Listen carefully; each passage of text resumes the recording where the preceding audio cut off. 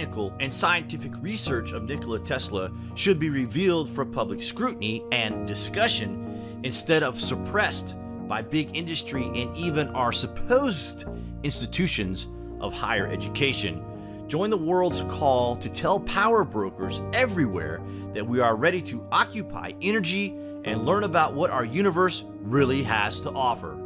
The release of Nikola Tesla's technical and scientific research, specifically his research into harnessing electricity from the ionosphere at a facility called Wardenclyffe, is a necessary step toward true freedom of information. When he died at the New Yorker in New York City, broke, alone, and frustrated, the FBI seized all of Tesla's documents.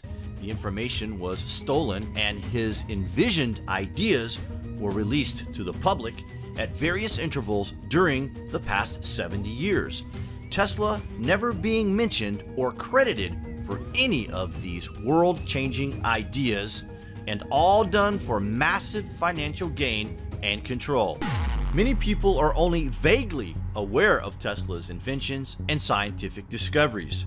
We learned that because the FBI considered him a threat, information about him in mainstream USA was suppressed. This is evidenced by the school system leaving him out of its history books. Part of Nikola Tesla's vision comes from a vivid childhood. In his memoirs, he writes, "The memories of my youth and even of earliest childhood are very vivid, and it seems to me that my character began to develop a little sooner than is the case with most people. As a very small boy, I was weak and vacillating, and made many childish resolves, only to break them. But when I was 8 years old, I read The Son of Abba, a Siberian translation of a Hungarian writer, Josika, whose lessons are similar to those of Lew Wallace and Ben-Hur. This book awakened my willpower. I began to practice self-control, subdued many of my wishes, and resolved to keep every promise I ever made, whether to myself or to anyone else.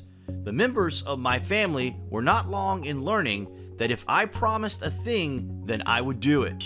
One of the more controversial topics involving Nikola Tesla is what became of many of his technical and scientific papers after he died in 1943.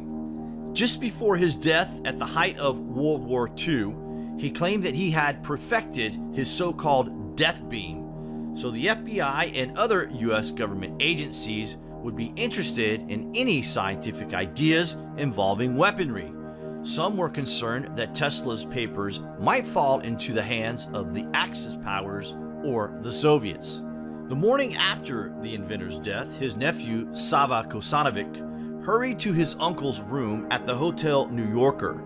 He was an up-and-coming Yugoslav official with suspected connections to the Communist Party in his country. By the time he arrived, Tesla's body had already been removed, and Kosanovic suspected that someone had already gone through his uncle's papers and projects. Technical papers were missing, as well as a black notebook he knew Tesla kept, a notebook with several hundred pages, some of which were marked government and top secret. Of course, we will always ponder the true extent of Nikola Tesla's discoveries and inventions. Many of his ideas, we conclude, could have been taken to the grave with him. The master of lightning, though mostly remembered for the Tesla coil and the alternating current, was of a different understanding, a higher level of thinking than anyone on Earth before or after him. His ideas are slowly being realized. We can only hope that the greatest genius will be given the credit he deserves as history prevails, and a technologically advanced world that the great man envisioned in his imagination becomes recognized as a Tesla-created world. One thing the great man was obsessed with was strange radio signals that he kept detecting in 1899. Tesla recalls in an article he wrote, "I can never forget the first sensation I experienced when it dawned upon me that I had observed something possibly of incalculable consequences to mankind. I felt as though I were present at the birth of a new knowledge or the revelation of a great truth.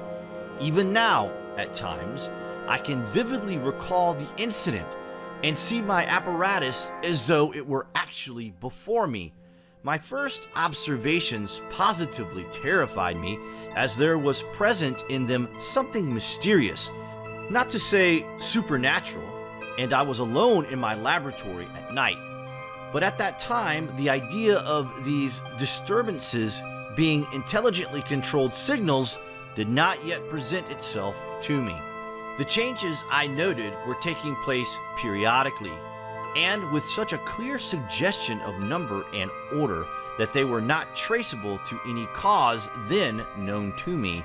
I was familiar, of course, with such electrical disturbances as are produced by the sun, aurora borealis, and earth currents, and I was sure as I could be of any fact that these variations were due to none of these causes.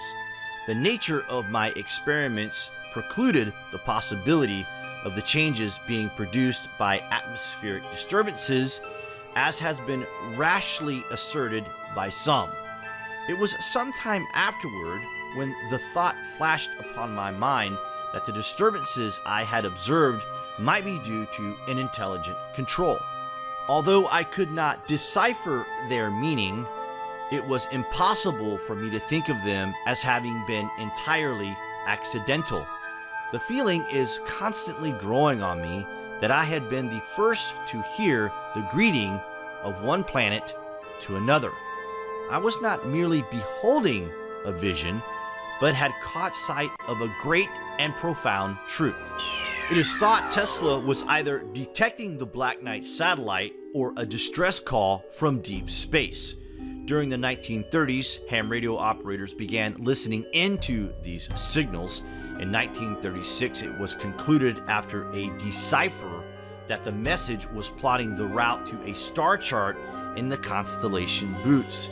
And it is thought through the movement of the stars and taking into account the speed of light and distance to Bootes that this message could be over 13,000 years old. What are your thoughts on the late great inventor? We hope you enjoyed our presentation. Please thumbs up and share. Thanks for watching, guys.